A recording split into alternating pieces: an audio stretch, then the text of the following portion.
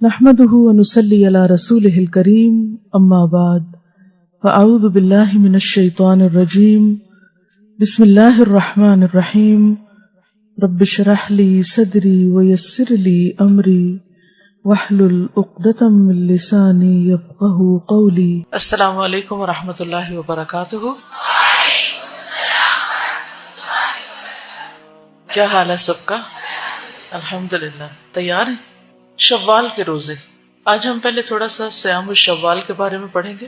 حضرت ابو ایوب انصاری سے روایت ہے کہ بے شک رسول اللہ صلی اللہ علیہ وسلم نے فرمایا، جو شخص رمضان کے روزے رکھ کر شوال کے مہینے میں 6 روزے رکھے اسے عمر بھر کے روزوں کا ثواب ملتا رہتا ہے، گویا آپ نے سارا سال روزے رکھے۔ ایک اور جگہ پر فرمایا، رمضان کے روزے 10 مہینے اور شوال کے 6 روزے 2 مہینوں کے برابر ہیں، اس طرح یہ 1 سال کے روزے ہوں گے۔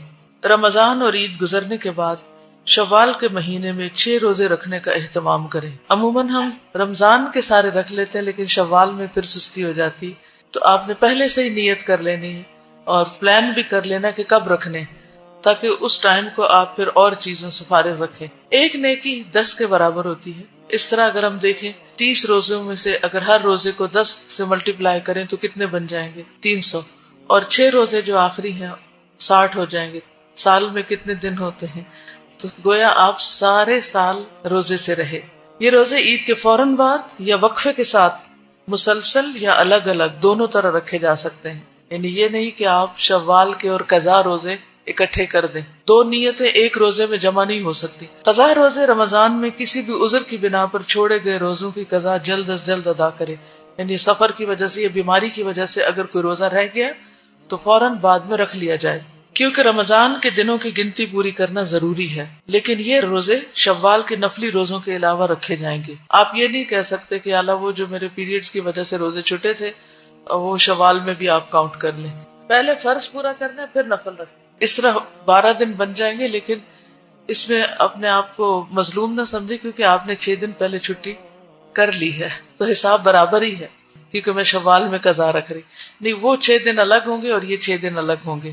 قرآن مجید میں آتا ہے، اور جو کوئی مریض ہو یا سفر پر ہو تو وہ دوسرے دنوں میں روزوں کی تعداد پوری کرے۔ من کان مریضا او علی سفر فعدۃ من ایام اخر یرید اللہ بکم الیسر ولا یرید بکم العسر ولتکملوا العدہ۔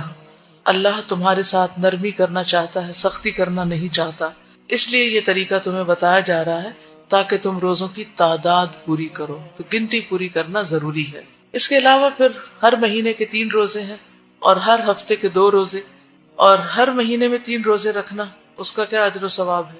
وہ دل کے کینے کو دور کر دیتا ہے۔ 3 کون سے دن؟ 13، 14، 15۔ رسول اللہ صلی اللہ علیہ وسلم نے فرمایا، سوموار اور جمعرات کو لوگوں کے اعمال اللہ کے حضور پیش کیے جاتے ہیں، اور میں چاہتا ہوں کہ جب میرے اعمال اللہ کے ہاں پیش کیے جائیں تو میں اس وقت روزے سے ہوں۔ جو بھی آپ چوز کریں، دونوں طرح رکھنا چاہیں تو بہت ہی اچھا ہے، لیکن اگر ان میں سے کوئی ایک سنت فالو کرتے رہیں سال بھر تو بہت ہی مناسب ہوگا اور انشاءاللہ مقربین والے اعمال میں سے۔ سبحانک اللہم و بحمدک اشہد ان لا الہ الا انت استغفرک و اتوب الیک۔